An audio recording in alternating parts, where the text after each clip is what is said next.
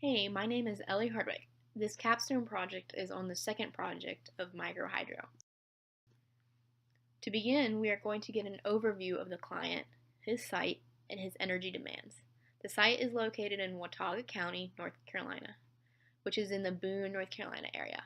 He lives on 8 acres with a small stream that is 200 feet from his residence. The owner wants to determine the feasibility of a microhydro system to reduce his electric bill expenses. His total daily energy demand is 35.2 kilowatt hours, and his total monthly energy demand is 1,070 kilowatt hours. My job is to design a microhydro system for him that satisfies his needs. From observations of the site, we know the stream is 200 feet from his house. This is the length the penstock will need to be. We also found data for stream flow. We found the hourly median flow for each hour.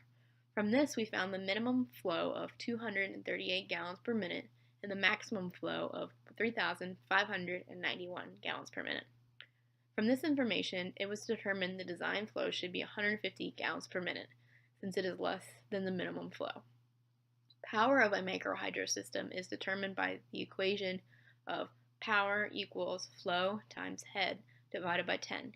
Using this equation, the design flow, and the data on the owner's energy demands, it is determined that a head of 225 feet would be best. We will discuss energy offsets in a later slide. To begin, we are going to talk about the different technology aspects of the specific microhydro system. First, we will talk about the intake. There are 2 recommendations I am making to the client.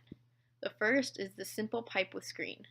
This option should be chosen if the client does not mind cleaning the pipe more frequently and wants a cheaper option. The second option is the spillaway with hydro screen. This option should be chosen if the client does not want to frequently clean the intake, as it is self-cleaning, and if the client wants to have minimal ecological impact on the stream. This option is more expensive than the simple pipe, however. For the turbine, I recommend the Turgo because there will be more options with regards to nozzle sizing as compared to a Harris turbine.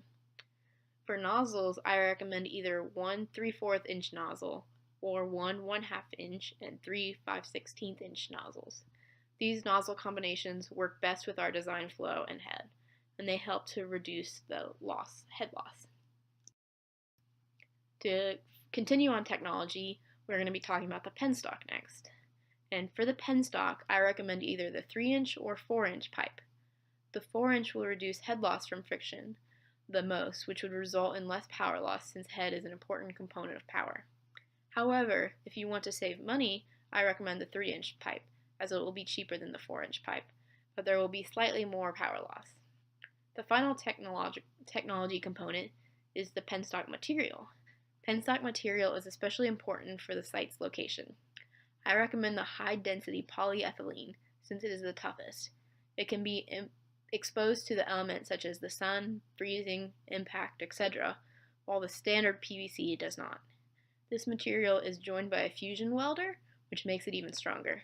Pressure-rated PVC could be used but must be buried, covered, or painted so it is not exposed to the elements.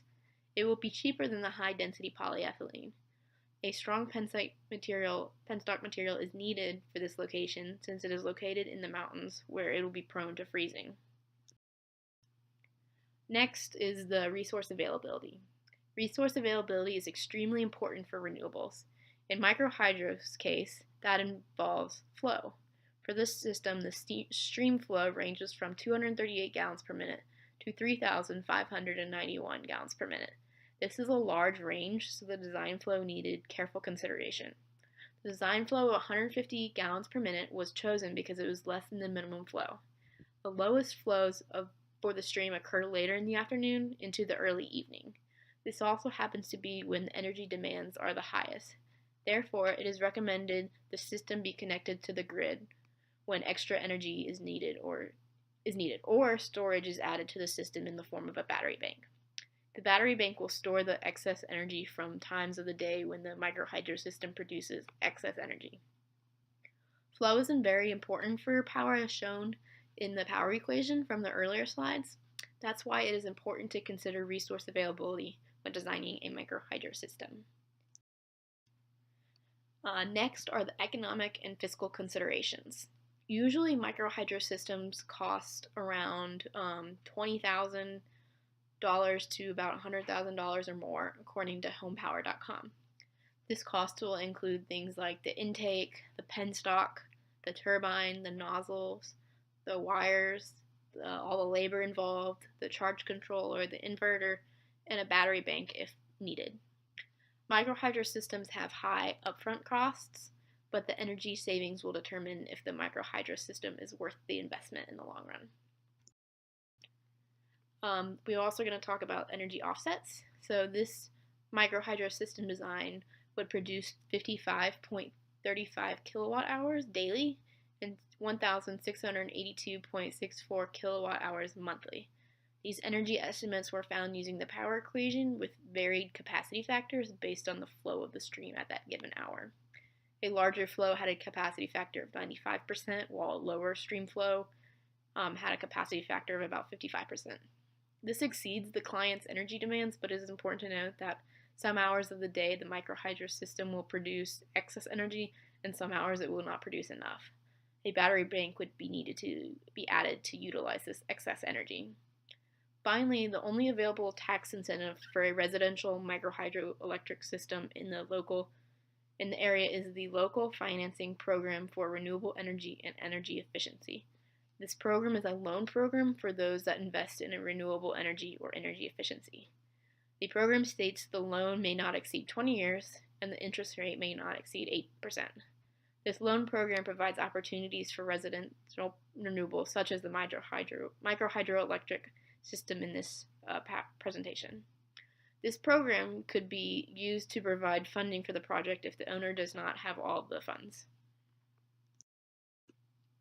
And lastly, we're going to talk about the policies. Policies will need to be taken into consideration when considering a microhydro system. The first policy that pertains to this site is the Blue Ridge EMC net metering regulatory policy. It allows customers to sell excess electricity back to the grid at a lower retail energy rate. This allows the client to remain connected while having a place to sell the excess electricity if a battery bank is not used. A second policy is the Interconnection Standards for Small Generators regulatory policy. This sets guidelines with regards to how the microhydro system will be connected to the grid. For example, this policy determines who pays for improvements to the system with regards to connection. If the system is connected to the grid or not will affect permitting process and the policies to be considered. Grid connected would require the proper grid connection equipment, so safety measures are followed. It would require connection requirements from the electricity provider be followed, and then the state and local permitting requirements would have to be followed as well. If the system is off-grid, then there will be minimal permitting processes as long as there is minimal environmental impacts and the client does not sell excess electricity to the grid. Whether or not the client chooses to be grid connected, there are various organizations to be contacted to make sure the microhydro system is legal. It is recommended to contact a local county engineer, the Federal Energy Regulatory Commission, the U.S. Army Corps of Engineers, and an energy office in North Carolina.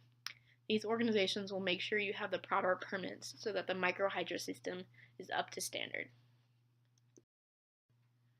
Here we have a screenshot of the Excel computation worksheet for the household power consumption with the varied capacity factors based on the flow in the next slide. And it just shows you the electricity demands of the client and how much energy the microhydro system is producing. And here is a screenshot of the Excel computation worksheet for stream flow with the hourly medium flow in gallons per minute, and then also the power that the microhydro system is producing. And that is all I have. Thank you very much.